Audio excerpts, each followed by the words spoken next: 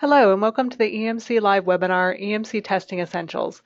My name is Dawn Hoffman and I'm the Marketing Manager at Interference Technology, the creator of EMC Live.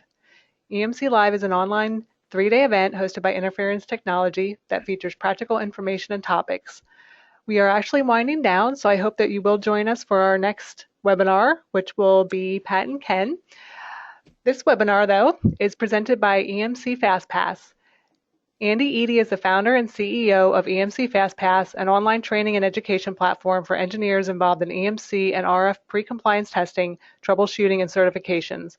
Previously, Andy worked as Senior Hardware Design Engineer for Panasonic and was the founder and Senior EMC Engineer of Island Labs, Canada, which offered EMC testing and RF certification services.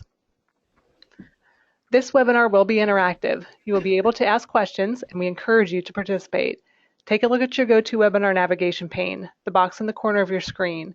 If at any time you have a question, we ask you type in the box and hit send. To make the screen minimize and maximize, click the arrow button. We will present the topic for 35 minutes, followed by a 10-minute question and answer session. Now, Andy will begin the presentation.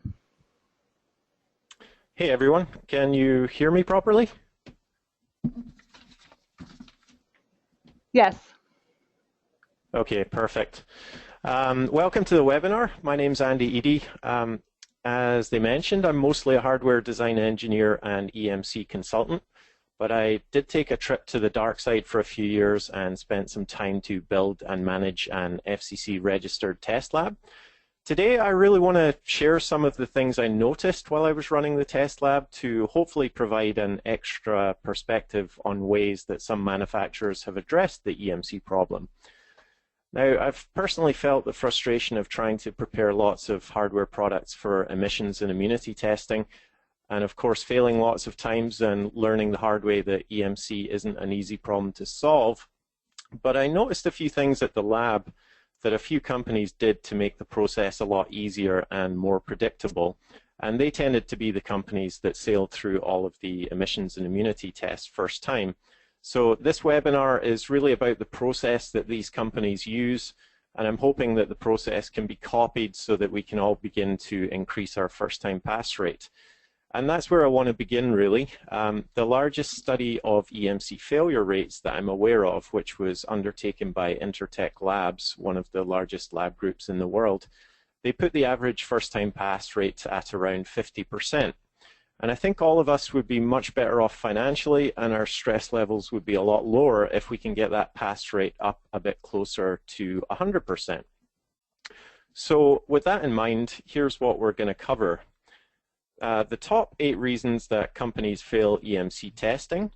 Next, we'll dig into the 8 traits, behaviors, and mindsets of companies that pass first time. We'll cover a very top-level overview of immunity testing. And finally, we'll walk through a case study of how to create an emissions and immunity test plan. So let's get started. So let's talk about some reasons that companies fail EMC testing. Number 1, I believe that the problem isn't well defined for most engineers and manufacturers. And what do I mean by that? I mean that many engineers aren't made aware of each and every test that will be done to their product at an EMC test lab. And how do I know that that problem isn't well defined? Well, there's a couple of ways. First, I know that personally I didn't get a good overview of EMC testing until a few years into my career as a hardware design engineer. I must have worked on at least, I'm not sure, maybe 10 to 15 products in that time for small startups as well as large multinationals. And the EMC job always seemed to be given to the senior guys who had been through the loop a ton of times before. And I wasn't given any training either at university or as a junior engineer on what EMC testing is or what the implications were for how I should design hardware. Now, I realize that's just a sample size of 1, but after speaking to lots of other hardware engineers, I discovered that most universities don't teach practical EMC design techniques as part of undergraduate degrees, let alone teach what EMC testing is and how that applies to product design techniques. Secondly, when I owned the test lab, I chatted with hardware manufacturers every day, and I would get a lot of questions asking what I was doing with their product, what the tests were, which levels I was using, and which standards applied to their product. it seemed to mostly be the very well established manufacturers that had been around the block many times before who knew exactly how to prepare and what to expect. But at my lab, at least, these guys were in the minority. Number two, I believe it's only a small percentage of manufacturers that have robust pre-scan and design review procedures.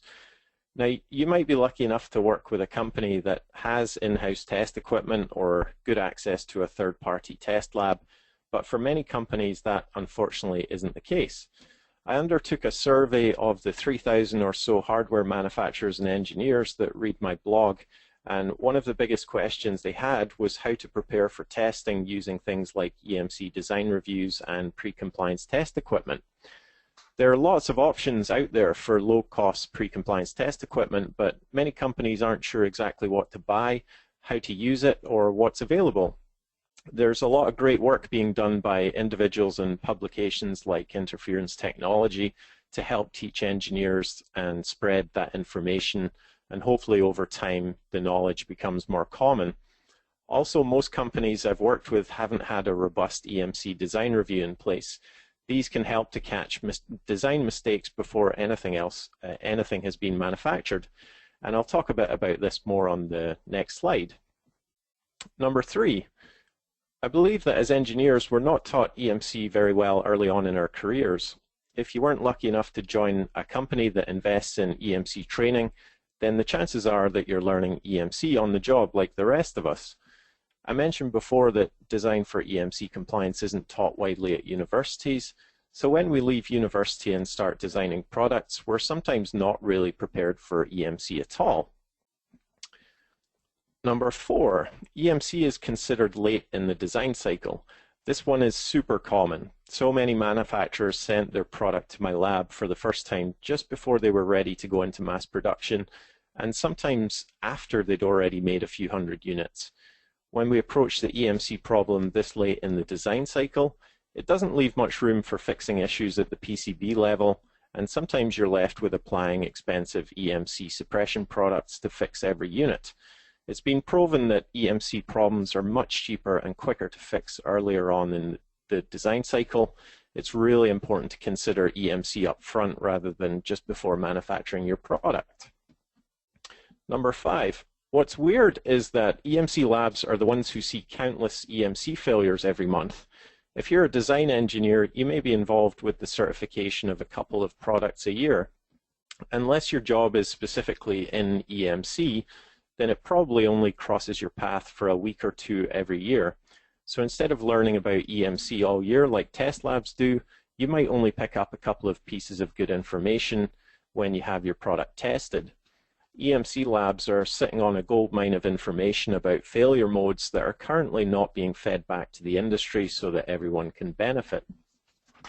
Without a feedback loop from EMC labs to industry, I think we're destined to repeat the same mistakes over and over again.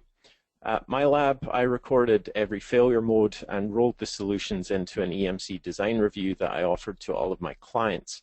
It's my hope that more labs will participate in this kind of feedback loop so that the industry as a whole can significantly increase pass rates. Number six, you've probably heard of EMC being described as a black art. If we're convinced it's some sort of magic, then how are we going to learn the physics and theory that will help us to design products that will pass? That point of view disempowers us from the possibility of fully understanding the problem, and it's not a useful perspective for getting a grip on the issue. Number seven, in the same way, many folks also believe that EMC failures are random and can't be predicted or prepared for. Therefore, they don't do any EMC design reviews, pre-compliance testing, or preparation. And without any preparation, the risk of failing at a test lab obviously increases. And finally, I want to mention that it's usually really hard to get management to pay attention to the EMC issue. Lack of understanding at the management level, especially if they aren't technically trained managers, can make it really hard to get appreciation of the investment in time, training, and tools that should be spent on preparing for EMC compliance. With a almost relentless focus on shipping product, it can be really easy to ignore EMC until the last minute when it becomes legally necessary. It's like trying to convince someone to buy a fire alarm just in case there's a fire. If management won't provide funds for pre-compliance tools or training, it doesn't make our jobs as engineers any easier. But mind you, if Intertek statistics are accurate, then there's a fire 50% of the time. So in theory, at least, it should be an easy sell. But unfortunately, that's not usually the case. But it's not all doom and gloom, because now I want to talk about the flip side, about the companies who consistently pass EMC testing first time. I want to touch on the common traits of companies like these who have moved towards permanently solving this problem for every product they create. What are the behaviors and processes and mindsets of companies that beat the 50% average failure rate? Number one, excuse me. The first thing is that the problem, or the specification if you like, is clearly defined for all of the engineers who are working on a particular design. That includes the junior engineers who might be working on a particular aspect of the electrical design, all the way up to the senior engineers. Everyone has a clear picture in their mind of what an EMC test lab actually does with their product. That way, when they're making design decisions that can really have an impact on EMC performance, they can proactively think about how that will affect the chances of passing or failing at a test lab. Number two, in the same way, large manufacturers tend to have a really good EMC design review process in place that they can run through on every PCB and system design. You're probably familiar with a standard PCB design review where everyone pitches in and tries to catch schematic and layout errors. A good EMC design review is much the same. You can catch lots of emissions and immunity issues before a circuit board is even manufactured. Companies like Ford and Jaguar, who face extremely tough automotive test requirements, have robust EMC design review processes in place. If you want to increase your chances of passing first time, you should probably have one too. Number three, low-cost pre-compliance test equipment will go a long way to helping avoid EMC failures at a test lab. An EMC design review can be done before a product is even manufactured, and pre-compliance testing should be done after a prototype has been manufactured. Companies that have a good handle on this issue, they do both design reviews and pre-compliance testing on every product. Why not, right? For a few $1,000s, you can get yourself some low-end emissions and immunity test equipment. And what's it worth to you to avoid a delay to market of a few weeks if you fail EMC testing? This investment can become a no-brainer pretty quickly. Number four, investing in education for new and senior engineers is pretty crucial to staying on top of the EMC problem.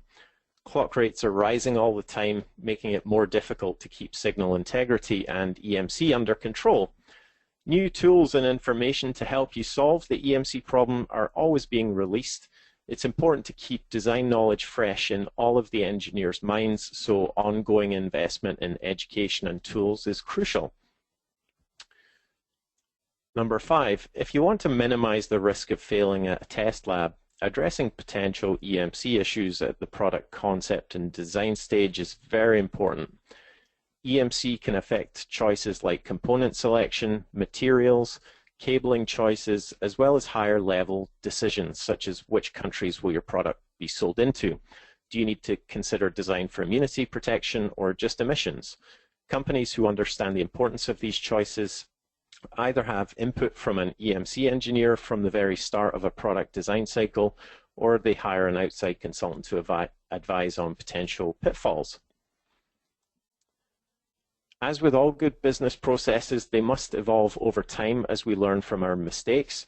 Feeding back what we've learned into things like a formal design review or other documentation that will help us avoid making the same mistakes over and over will help to minimize EMC issues over time. And as I mentioned before, companies like Ford and Jaguar have a robust design review process in place, and you can bet that they update it with any lessons learned as they produce more and more products. Number seven, what EMC definitely isn't is an unsolvable problem. While we might be tempted to view it as a black art and dismiss any failures we have as an unlucky event, The truth is that if we're willing to put some simple processes in place, we can really attack the problem head on. Companies that want to solve the problem take it seriously, they make investments in education and tools, and ultimately they take full responsibility for producing designs that will pass testing. Number 8. Companies that consistently pass EMC testing usually have buy-in from all levels of management.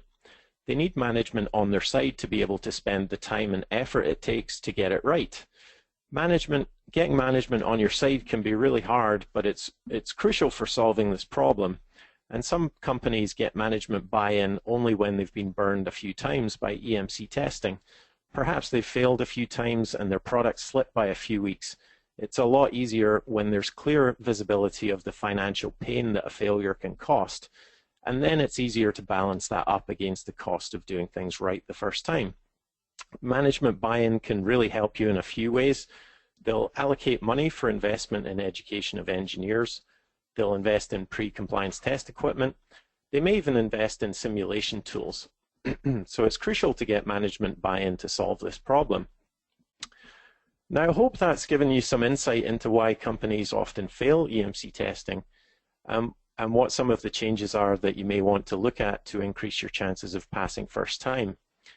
So now we've covered that, I want to talk about an overview of the immunity test that an EMC test lab might perform on your product.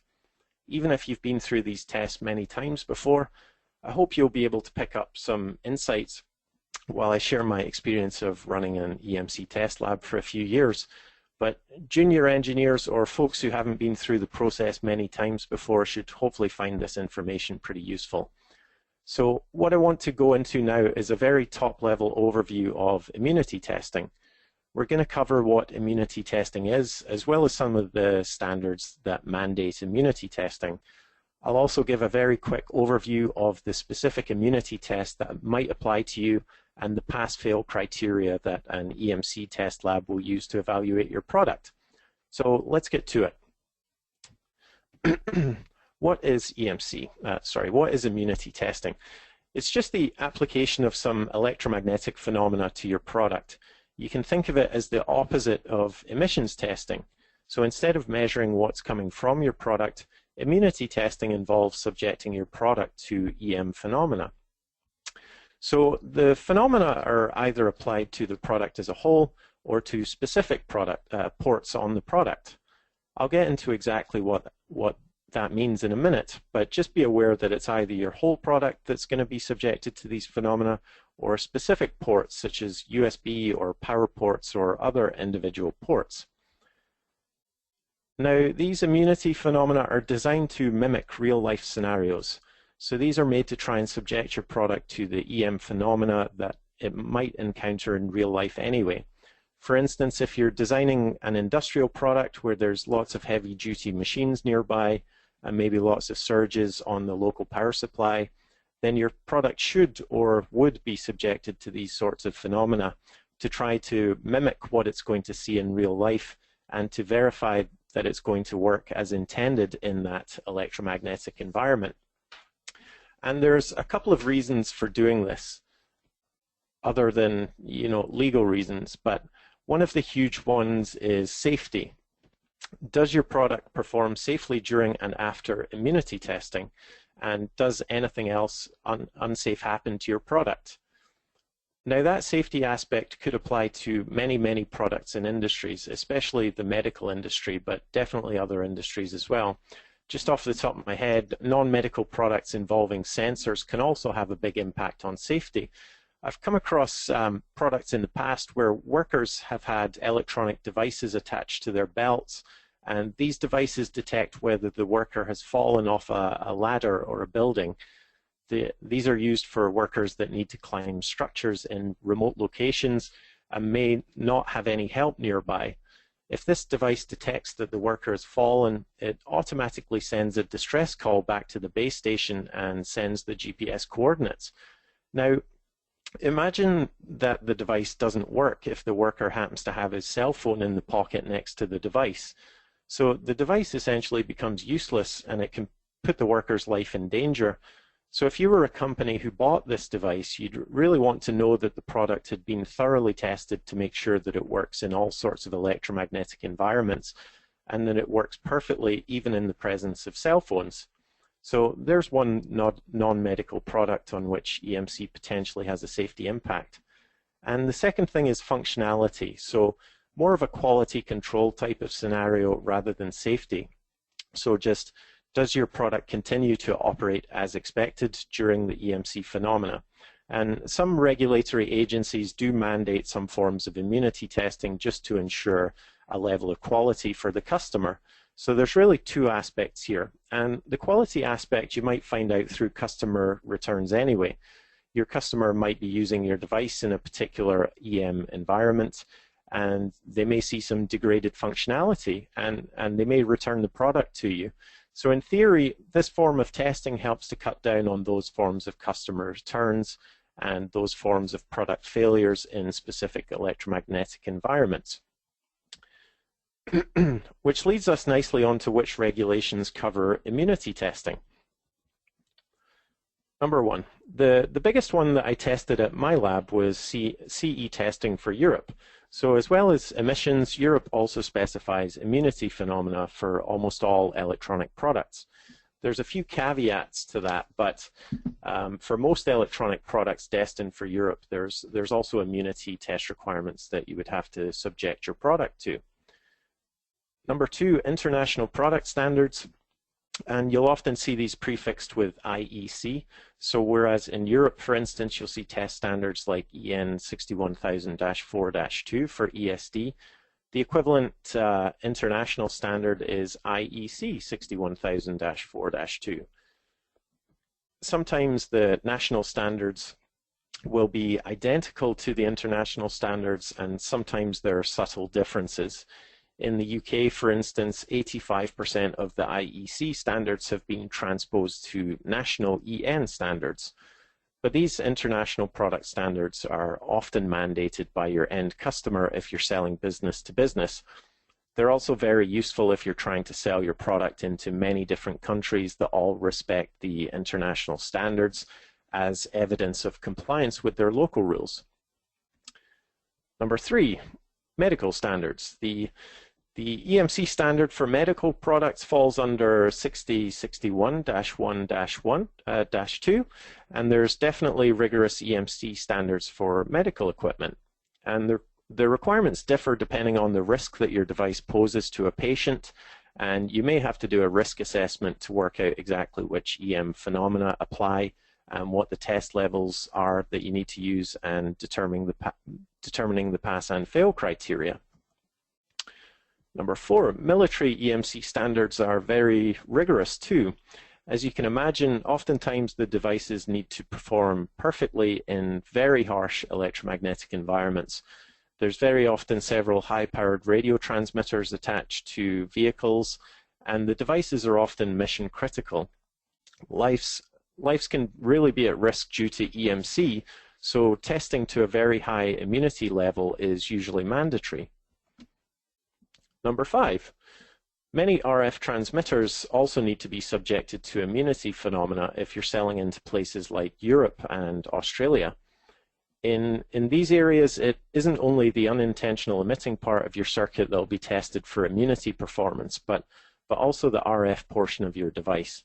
There's usually an exclusion band around the frequencies that you'll be using for transmission, but what the test lab will be doing is checking for any degradation of RF performance due to continuous or transient immunity phenomena. And again, there are many other industry-specific standards that call out immunity phenomena like automotive, railway, industrial, and things like that. But what you should know is that all of the standards come back to some basic immunity tests. So regardless of which EMC regulations we're talking about, all of the immunity tests that we're going to cover next are applicable to all of these higher level regulations.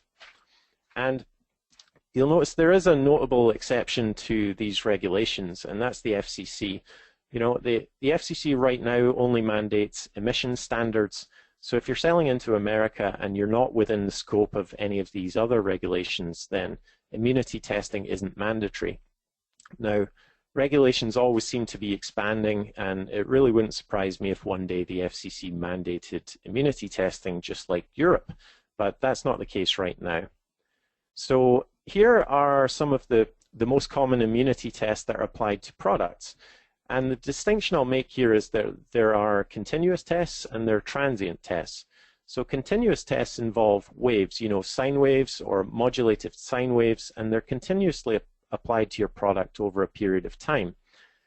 And examples of these continuous phenomena are radiated immunity, conducted immunity, and magnetic field. They're examples of electromagnetic waves that are applied to your product using different transducers, covering different frequency ranges and applications. Radiated immunity is a uniform electric field that's applied to your whole product. Conducted immunity is also an RF field, but coupled to each cable on your product using a transducer. However, they're all applied to your product over a period of time from perhaps minutes up to several hours. The other type of test is transients, and they're very short bursts of immunity phenomena. And you might be familiar with ESD discharges, like for instance when you get out of your car and there's a little spark that happens between your finger and the metal of the car.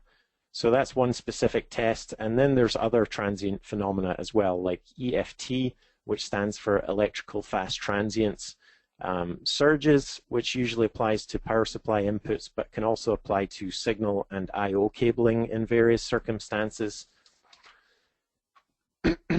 and voltage dips and interruptions as well. Those are momentary interruptions to the power supply. There are other tests as well, but they tend to be variations on these tests, but these tests cover the vast majority of immunity tests. And during and after the test, the important thing to keep in mind is the pass-fail criteria. This is what your product will be evaluated against to see if it passed or failed the test. And I'll just briefly go over what the pass-fail might look like. And it usually falls into categories A, B, C, and D. And this is dependent on the standard that applies to your product, but this is kind of a generic definition here that will give of the various criteria that you could evaluate your product against during and after the test. So for criteria A, that's considered perfect. So that means that your product performs normally and within specifications that you specify, usually in the product manual, during and after the test. So essentially nothing bad happened to your product during or after the test. Now, criteria B, on the other hand, the product may have had a temporary loss of function or degradation in performance, which ceases after the applied disturbance ceases. So after the test finishes, the equipment under test recovers its normal performance without operator intervention. That just means that the operator didn't have to do anything to get it back into a mode that it was in before the test started. Criteria C is the same as B, but you're allowed operator intervention as well. So maybe you have power back, maybe you have to power the device back on, maybe the transient phenomena reset the device and you need to power it back on manually. And criteria D is that there's a loss of function or degradation of performance which is not recoverable owing to damage to hardware or software or loss of data. So basically in some way the test has trashed your product. It might have fried some components or caused corruption of some data. And in the standards that apply to your product for each test, it usually calls out a particular criteria that your product must meet. So that's where these pass-fail criteria come into play. Now, in the final part of this webinar, we'll go through a case study where we'll learn how to tell which tests apply to each port on a product and what the pass-fail criteria are for each of those tests so that you can create a full emissions and immunity test plan for your product. I'll show you exactly how EMC test labs create a test plan for you so that you know what to expect when you send your product to a lab. So let's take a look at a random product on Google and see if we can work out all of the emissions and immunity tests that apply to it. The goal here is to get the information you need to be able to create a test plan like the one on the right hand side that you can see here. We want to know the tests that apply to each port, as well as the levels and the pass-fail criteria. You can use that plan at the design stage of your product to make sure that you have the correct immunity protection in place and get a very clear idea of what an EMC lab is going to do with your product. The first thing we'll do is to go to the product family standard and take a look at the types of ports that we need to identify. We'll take the audio product family standard as an example, which is according to EN 55103. And it's 55103-1 for emissions and a separate document 55103-2 for immunity. So here we have the audio product family standard. If you want to do this for your product, then grab your product family standard. If you don't know which EMC standard applies to your product, ask a test lab or try using the free EMC standards finder tool that you can find in a link on the menus of the EMC FastPass homepage. Now, in this document, there's a table of all of the emissions tests and limits that apply to your product. So first things first, on the left you can see the ports that these emissions tests apply to. The ones, these ones are for the enclosure port, and I'm not sure if you can see my mouse there, but these ones are for the enclosure port, which means your product as a whole, including any external cabling. The next is the AC mains input port, if you have one, and you can see that some of the tests apply specifically to that port. Sorry. You'll see that there are also emissions tests that apply to telecoms and network ports. Sorry, that's up here to the top right, which covers things like Ethernet ports and finally antenna ports of broadcast receivers. So let's see if we can work out which tests apply to each port. For the enclosure port, you can see that the radiated emissions test is mandated with a frequency range between 30 megahertz and 1 gigahertz. You can also see the electric field limits, which are different depending on the environment that your equipment will normally be used in, and they're listed here as E1 to E5, and you can get the definitions for each of those environments at the start of this document. And finally, you can see that the emission standard that's applicable for this test is EN 55022. That's a separate document, and you can go and download that one. The magnetic fields also have limits for these devices at 10 centimeters and 1 meter across a frequency band. The applicable tests for the AC mains input port are specified as harmonic currents, voltage changes, which are sometimes called flicker, inrush currents, and finally RF conducted emissions. Again, you can see the specific standards that are called out for each of these tests. Now, there are also limits to the amount of noise that your device's Ethernet ports can generate, and an EMC lab will measure that much the same as they measure power line conducted emissions too. One key thing to note here is that the notes on the right-hand side often outline the applicability of each test. For example, Note 4, which applies to the magnetic field test, states that the test is not applicable if your equipment is not rack mounted.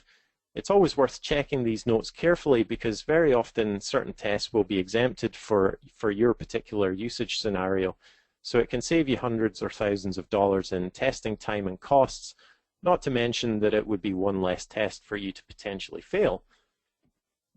So from this table we can extract every emissions test that will apply to your product. Now let's do the same thing for immunity tests. So now we're looking at the immunity standard for audio equipment. And again, on the left-hand side, we can see the port definitions. We have the enclosure port, the signal and control ports, the input and output DC power ports, and AC input and output power ports, and finally, functional earth ports as well.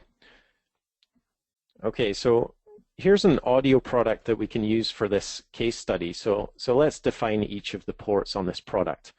The first thing is the enclosure port. It's the whole product, including any cabling that attaches to each of the ports. for the tests that specify the enclosure port, the product will be tested as a whole. Now, looking at the individual ports, we can see that there are line inputs and a headphone jack on the front, and line output, MIDI, FireWire, and DC input on the back. Looking at the front of the unit, the line inputs and headphone jack are defined as control or signal ports for the purposes of working out which tests apply. And on the back, the FireWire, MIDI, and line outputs are all signal ports as well. They're all different from the DC power port, which is treated differently in terms of the immunity test that will apply to it. So now we've defined the type for each of the ports. Let's go back to the standard and see which tests apply to each type. So here we are back at the immunity test family standard. For the product as a whole, or what's called the enclosure port, we can see that all of these immunity tests might apply. So all of these ones here. The first is the RF electromagnetic field from 80 megahertz all the way up to 2.7 gigahertz. And again, the test levels differ depending on the environment that your product will be used in. Next is ESD, and again, the test levels and ESD standards are specified. You'll also notice that the performance criteria is specified, which dictates how well your product has to perform during and after each of these immunity tests. Now, for the magnetic field immunity tests, it's very worthwhile reading the notes on the right-hand side because these tests are often not required. On the next page, we can see all of the tests that may apply to the signal and control ports. And for our example, remember, that would be the line-in and output ports, the FireWire port, the MIDI port, and the headphone port.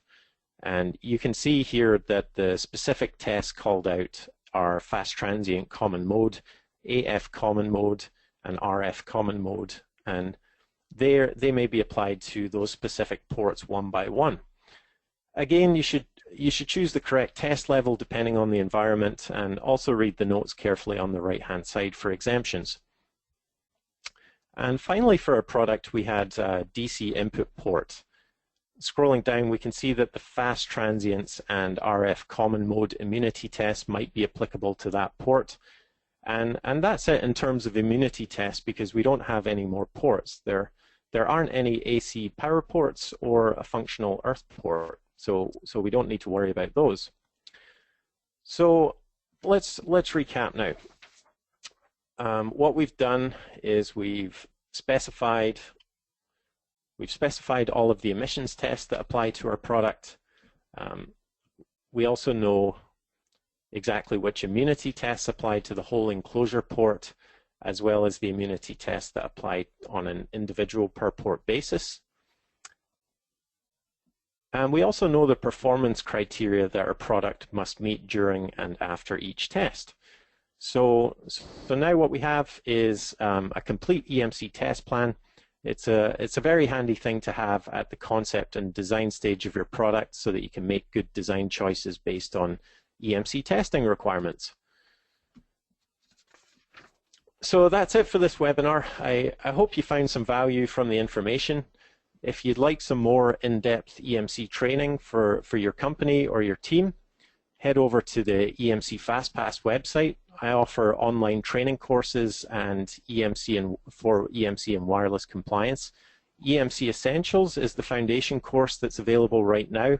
I've been getting great feedback from the first group of companies that have gone through the training. I've had engineers from Cisco and Delphi through it, and the training is also being used at accredited EMC labs to train up junior engineers. And I'm really happy that folks are finding it very useful. I'll be launching a course on design for EMC compliance very shortly, including access to an EMC design review tool that I've developed. The best way to stay in touch with EMC FastPass is to go and download the 76-page technical ebook called Getting EMC Design Right First Time. And it's normally $25, but I'm making it free for interference technology readers for the next week or so. And when you download that, you're added to the mailing list where I send out things like EMC troubleshooting case studies, design tips, tricks, and blog updates as well. And you can unsubscribe obviously at any time, but most of the engineers hang around for the information that I publish. So, and there's the link to the download on that slide. So thanks very much for spending time to hang out with me. It was fun, and good luck with all your projects. And thanks to Interference Technology for allowing me to give this seminar. And I guess there's a few minutes for some questions now. Yes, there is. Thank you, Andy. We'll dive right into them. Question number 1 is, why would you do a design review rather than just do pre-compliance testing at a test lab? Yeah, there's a couple of good reasons for that. The first one is that you can do a design review before you've even manufactured any circuit boards. So if you catch any issues, then potentially you're going to save yourself a board spin. So you could easily save a couple of weeks for a board spin. And also, I mean, you could go to a test lab and do a pre-scan of, usually people just get radiated and conducted emissions pre-scans, but if you were to do the full pre-scan of your product, then it would almost be like doing the full thing, the full test schedule. So you'd be talking like a few days and a few $1,000s anyway. So a design review you can get done in a day or so, depending on your product. So the leverage for doing a design review compared to pre-scanning is pretty high. Okay, great. The next question is, what are some strategies to boost your ESD immunity? For ESD immunity, I saw this was one that loads and loads of people failed at my test lab. I did a lot of testing for audio products, and one of the very common things was chassis connections of connectors at the rear of the product. So say you had like an Ethernet port or a USB port.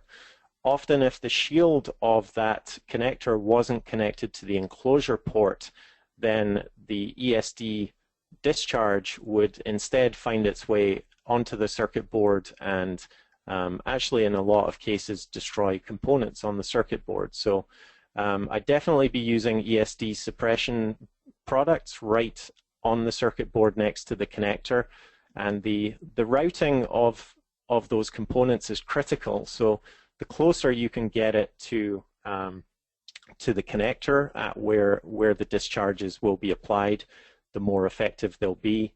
And I would also ensure that the chassis ground of any connectors is connected to the enclosure of your device, and that's if your enclosure is conductive. So there's a couple of ideas there. Another one would be reset pins on your CPU. If the discharge finds its way to your reset pin, and it could perceivably reset your CPU.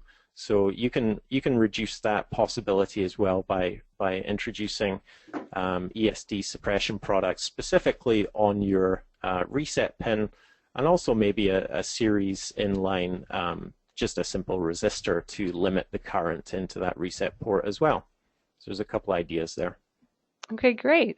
The next question we got was, when a product only requires FCC 47 CFR 158 Class A testing for North America, what is required for markings? Is the product required to be labeled directly, or will the FCC statement in the manual suffice? I think the rules for that are, if there's room to apply the label to your product, then the FCC is going to want to see the label on that. And I'm not sure if you're talking about a product that needs to be verified or go through the declaration of conformity procedure. But with certifications, at least the FCC will have to review where your label is placed. But for verification or declaration of conformity, they're probably not going to review your product to see where you've put it. But for certification, at least the stipulation is that if you've got room to put your label on your product, then that's where you've got to put it. And their definition of having room to put it on your product is about the size of the palm of your hand. And if you don't have room there, then stick it in your manual or on your box. And I think there's some new rules that have come in about e-labeling. So perceivably, you could instead put your information that you need to put in onto, I think they allow you to put it into software on your product. So the FCC has a KDB document about that. So if your product's small, you might want to look into that as well. I can't remember the KDB off the top of my head, but just look on Google for KDB and e-labeling and it should pop up. Okay, great. We're actually running out of time, but we do have other questions, so I will send those over to you so we can get those addressed later. Attendees, if you have any more questions that we didn't answer here, please send us an email at info@interferencetechnology.com. A recording of this webinar will be available on our site, and the link to the free ebook is also on the site as well on the EMC FastPass webinar page. We will also send a link to the video that will be available shortly as well. Please join us for EMC Live 2016, which takes place in April of next year. Thank you so much for attending. Okay, thanks guys.